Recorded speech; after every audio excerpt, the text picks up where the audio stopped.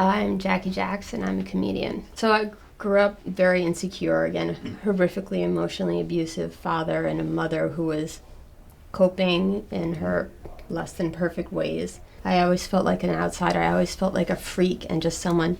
I had a very distinct feeling of there are people who were born to have good lives, and I'm just not one of them. And then I saw The Color Purple when I was 13, and it was this completely novel idea to me that someone could have a bad life that would get better in the future. That had never occurred to me before. So I now had this huge opportunity out there, and I was like, this might be crappy for a while, but it'll get better. But again, it's so hard to ingrain it in yourself. It takes a while. It was not any one turning point. I will say it's just growing older.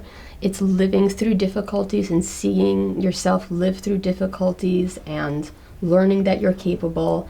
And the difficulties don't stop, and they probably don't ever do, but you learn that you're resilient and you're strong and that you can put them in perspective, and it's a process. Then I developed fibromyalgia, which is known by many different names at this point. No one knows exactly what it is. It forces you to realize that you have to take care of yourself. You have to take care of yourself. You don't have a choice unless you're going to suffer. And you start becoming more appreciative of the small things when the big things are so extremely difficult. And life is an incredibly difficult place. We have a 24/7 access to every horrible thing that happens in the world. If there isn't some part of you that goes a little bit off at some point, that means you're not okay.